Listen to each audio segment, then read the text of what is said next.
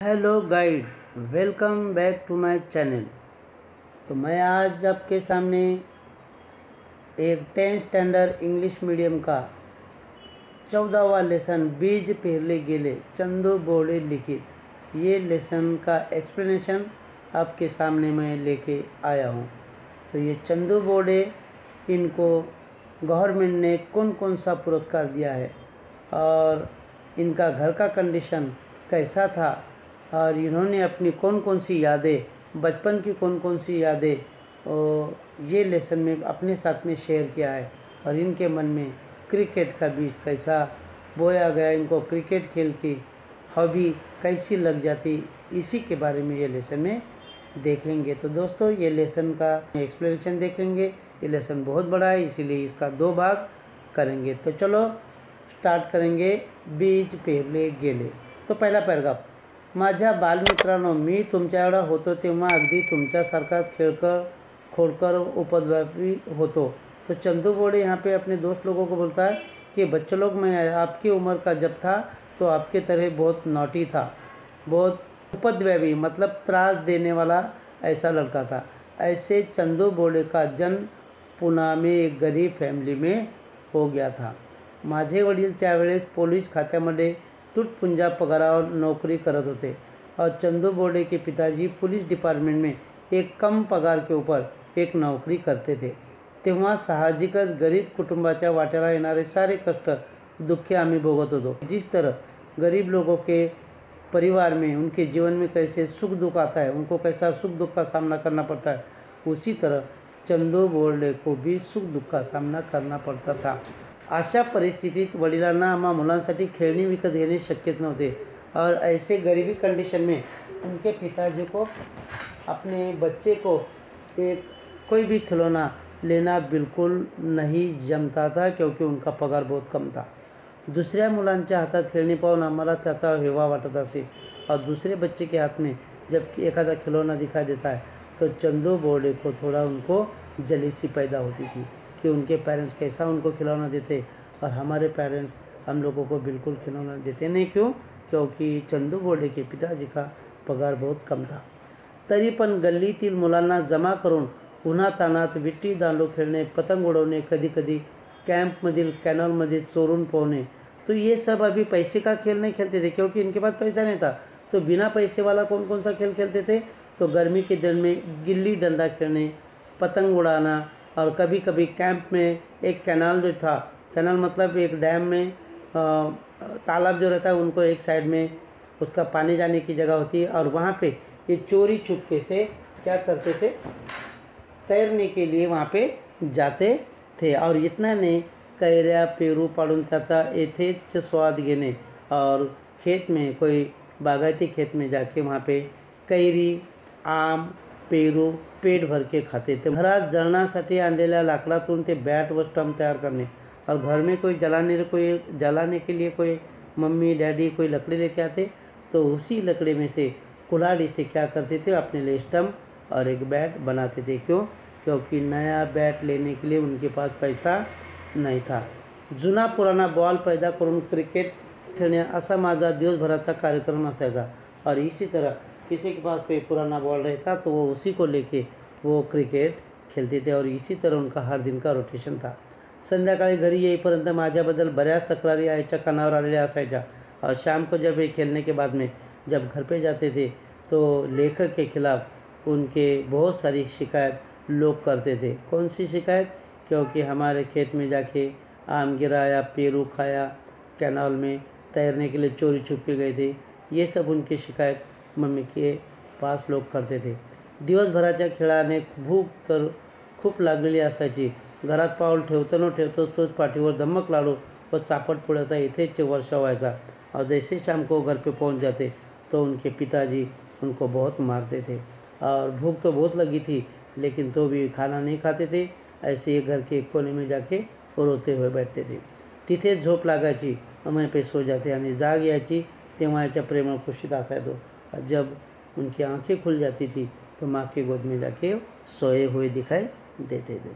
Second paragraph, नंतर माझ्या वडिलांची बदली वडगावला झाली। त्यांचा परिणाम असा झाला की मला व माझ्या थोरल्या भावाला शाळेसाठी पुण्यातच काकांकडे राहावे लागले और उसके बाद में उनके पिताजी की ट्रांसफ़र वडगांव में हो जाती और इसका नतीजा ये हो जाता है कि लेखक का उनका बड़ा भाई इनको अपने स्कूल के लिए उनके काका के घर पे रहना पड़ता है। त्यावेळेस मी अवघा 9-10 वर्षाचा असेन और उस टाइम लेखक का उम्र 9-10 साल का था। त्या लहान वयात आई वडिलांपासून दूर आने माझ्या जीवावर ही और ऐसी कम उम्र में माँ बाप को छोड़ के कहीं दूसरे के घर में रहना लेखक के बहुत जान पे आता था। खूप रडायला यायची पण त्याचा काही उपयोग व्हायचा नाही और लेखक बहुत रोते थे लेकिन उसका कुछ भी फ़ायदा नहीं होता था। हट्टही करून बघितला पण व्यर्थ। आम्हाला सोडून जाणे आई वडिलांच्या जीवावर आले होते और अपने बच्चों को किसी और के घर पे काका के घर पे छोड़ के जाना ये उनके मम्मी डैडी के भी बहुत जान पे आता था। लेकिन क्या करें, अपने बच्चे लोगों ने अच्छे से पढ़ना चाहिए और इसीलिए उन्होंने अपने चाचा के घर पे उनको छोड़ दिया था। परंतु मुलाने चांगले शिकावे, मोठा ऑफिसर व्हावे, घराण्याचे नाव उज्ज्वल करावे या उद्देशाने त्यांनी कसेबसे मन घट्ट करून आमचा निरोप घेतला और बच्चे लोगों ने अच्छे से तालीम लेना चाहिए और इसीलिए लेखक के पिताजी ने उनके चाचा के पास उनको छोड़ दिया था और उनका भी मन नहीं लग रहा था, लेकिन पढ़ाई के लिए उन्होंने अपने बच्चे को अपने चाचा के घर में पुणे में छोड़ दिया था और वहाँ से वो निकल गए वडगाव के लिए। Third paragraph. त्यानंतर माझ्या आयुष्यातला एक निराळेच वळण लागले। माझे चुलते पुण्याच्या YMCA कंपाऊंडमध्ये राहत होते और उनके पिताजी पुणे में YMCAच्या कंपाऊंडमध्ये राहत असत। YMCA का full form the young men's Christian association. ही संस्था खेळाकरता प्रसिद्ध असल्याकारणाने बरेच लोग या संस्थेचे सभासद होते और ये संस्था जो है खेल खेलने के लिए बहुत प्रसिद्ध थी, इसलिए वहाँ पे बहुत सारे सदस्य थे, उनके सभासद हो गए थे। रोज़ सकाळी संध्याकाळी ज्यांना जसे जमेल त्याप्रमाणे ते खेळायला येत असत और जिसको जैसा टाइम मिलेगा वो हिसाब से लोग वहाँ पे खेलने के लिए आते थे। साहजिकच याचा परिणाम माझ्या बालमनावर होई। मुळातच खेळाची आवड जास्त असल्याने मी त्या सभासदांना खेळ लक्ष देऊन पाहू लागलो। लेखक को बचपन से ही खेल खेलने की आदत थी, क्रिकेट खेलने की आदत थी और इसके वजह से ये सभासद ये मेंबर जैसा खेलते थे उनके खेल की तरफ लेखक ज़्यादा ध्यान देते थे, देखते थे। अनेक खिलाड़ू पाहण्याची मला रोज़ संधि मिलने लगली और अलग अलग तरीके के प्लेयर उनको देखने का वहाँ पे मौका मिल रहा था। शाळा सुटली की ना सुटली तोच धावत येऊन मी प्रथम ग्राउंडवर हजर होता असे और जैसे स्कूल की छुट्टी हो जाती थी लेखक भागे दौड़े वो ग्राउंड पे जाके प्रेजेंट होते थे, क्योंकि वो खेल देखने के लिए वहाँ पे तुरंत पहुँच जाते थे। सर्व खेळात मला क्रिकेटचा खेळ फार आवडू लागला। अब सब खेलों में से लेखक को क्रिकेट का खेल बहुत पसंद आने लगा।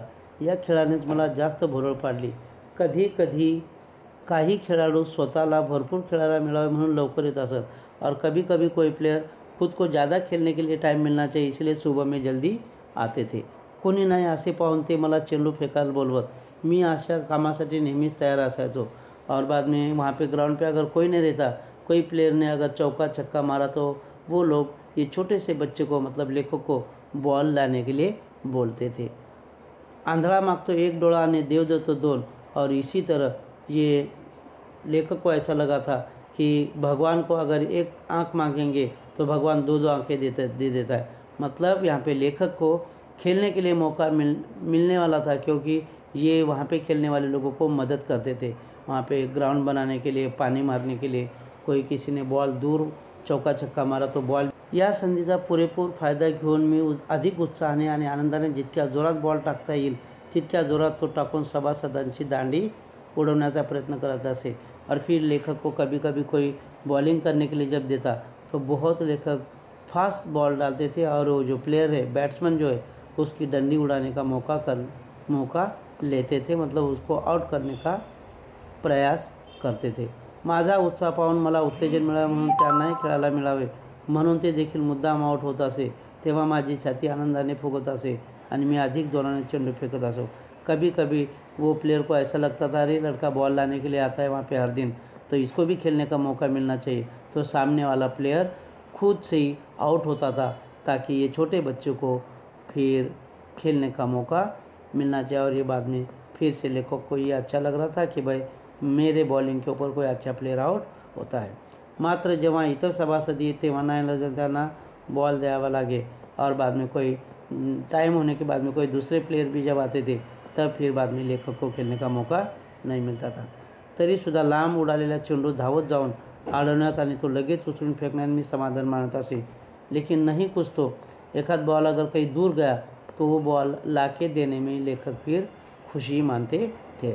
आपणही यांच्याप्रमाणेच खेळावे अशी इच्छा मनात येई. और बाद में लेखक को ऐसा लग रहा था कि ये लोगों की तरह मैं भी क्रिकेटर बनना चाहिए.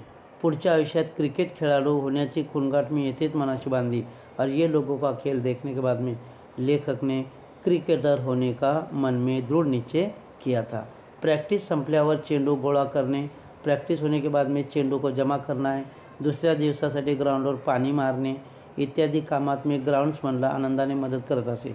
लेखक फिर ये ग्राउंड बनाने के लिए पानी मारना, ग्राउंड तैयार करना, ये ग्राउंड्समैन को मदत करने का काम करते थे.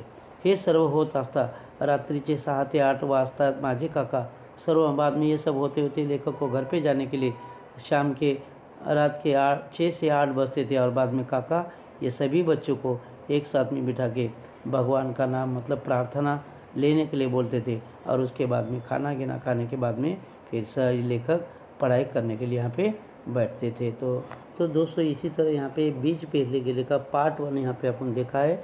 सेकंड पार्ट ये वीडियो के बाद में आपके सेवा में मैं बहुत जल्दी पेश करूँगा. तो दोस्तों आप मेरे चैनल पे अगर फर्स्ट टाइम अगर आए हैं तो मेरे चैनल को लाइक शेयर और सब्सक्राइब करना है. फिर बाद में ये लेसन का सेकंड पार्ट लेखक के मन में क्रिकेट का बीज कैसा बोया जाता है और लेखक को गवर्नमेंट कौन कौन सा अवार्ड देते ये अपन नेक्स्ट वीडियो में आपकी सेवा में मैं बहुत जल्दी पेश करने वाला हूँ. Thank you.